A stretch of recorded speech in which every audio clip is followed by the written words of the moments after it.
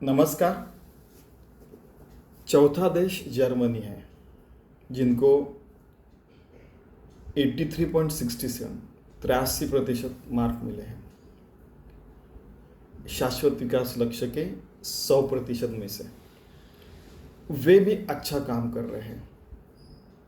उनकी sustainable cities में इतना अच्छा काम है कि पता चलता है कि उन्होंने अभी से 50 साल बाद जो सिटी शहर रहेंगे वो अभी से उन्होंने बना कर रखे कि जिसके कारण उनको बेनिफिट मिल सके, है ना, आगे का सोच कर।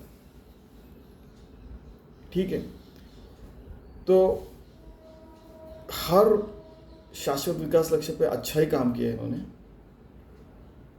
तो इन्होंने अभी आके दूसरों को मदद करनी चाहिए, गरीब देशों को, या जो जिस देशों के पास तकनीक और प्रौद्योगिकी नहीं है।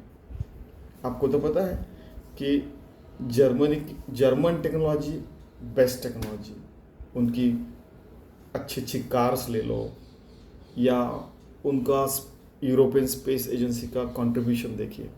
आपको एक जिनको इसके बारे में पता है कि कैसे यूरोपियन स्पेस एजेंसी फॉर्म हुई, कि पहले उन्होंने जैसे ESRO और ELDO 1975 में दोनों को, ये जो कंपनियां थी उनको यानी ऑर्गेनाइजेशन थी, उनको एक साथ लाया। उन्होंने फिर 10 देशों ने मिलकर इसको बनाया था यूरोपियन स्पेस एजेंसी। उसमें ये फाउंडिंग मेंबर थे जर्मनी। उसके अलावा और एक चीज़ है कि जैसे यूरोपियन स्पेस एजेंसी है, यूरोपियन अंतरिक्ष संस्था, तो उसका प्रायः ऑलमोस्ट 25% बजट जो है, जो ये यूरोपियन जायंट जर्मनी जो है वो करता है। पिछले साल का ही डेटा ये। और इनका जो है यूरोपियन स्पेस एजेंसी का जो यूरोपियन स्पेस ऑपरेशन सेंटर, इसको ESOC जो है वो जर्मनी में ही है। बाद में यूरोपियन एस्ट्रोनॉट सेंटर, ये भी जर्मनी में है।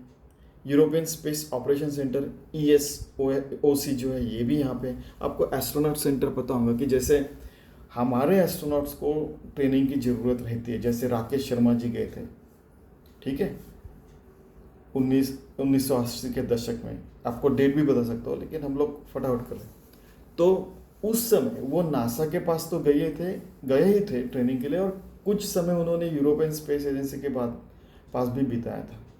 ठीक है, तो ये यहाँ पे जाके ट्रेनिंग लेते कि वो एस्ट्रोनॉट जो रहता है वो कैसे काम करता है अंतरिक्ष में, इंटरनेशनल स्पेस स्टेशन जैसे रहो।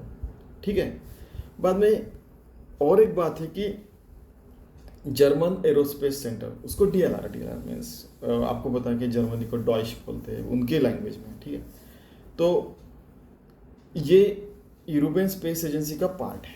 और इंटरनेशनल स्पेस स्टेशन का और अर्थ ऑब्जर्वेटरी जो सेंटर है, ये भी उनका महत्व का जो पार्ट है वो यहीं पे होता है, जर्मनी में ही होता है बहुत सारी चीज़ें। वैसे जो यूरोपियन स्पेस एजेंसी के पार्ट है तो उनका इनसे अलाइंड है। उनकी खुद की स्पेस एजेंसी रहेगी तो वो खुद भी अपना अच्छा कर सकेंगे, ऐसा लगता है। वैसे किसी ने बोला था कि भाई अगर आइसोलेटेड हो जाएंगे, अपनी खुद की संस्था डेवलप करेंगे, अपने खुद के लिए डेवलप करेंगे, तो वो टूट जाएगा लोगों से। ऐसा नहीं होना चाहिए स्पेस एजेंसी में, साइंस और टेक्नोलॉजी में ऐसे होना नहीं चाहिए। नहीं तो फिर क्या होता है कि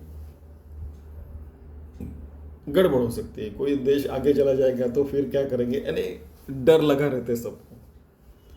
तो ऐसा नहीं होना चाहिए, ऐसा उनको लगता है बहुत सारे साइंटिस्ट लोगों को। आपको ये भी बताऊंगा कि दूसरे विश्व युद्ध से पहले सबसे बढ़िया रॉकेट्स किसके पास थे? जर्मनी के पास थे। आपको ये भी पता होगा कि जर्मनी में बहुत ऑनेस्ट लोग रहते हैं और वे प्रायः तकनीकी और प्रौद्योगिकी के ऊपर बहुत अच्छा काम करते हैं। और अभी शाश्वत विकास लक्ष्य में भी अगर 83% मार्क लाते हैं तो उन्होंने दूसरे को मदद करना चाहिए। बाकी के देशों को अच्छा लगेगा, उनको लगेगा कि अरे वाह, जर्मनी ने मदद की इसलिए हमारे यहाँ पे अच्छी स्पेस एजेंसी है। अंतरिक्ष संस्था है, और फिर क्या। ठीक है, तो ये हमारा सजेशन है।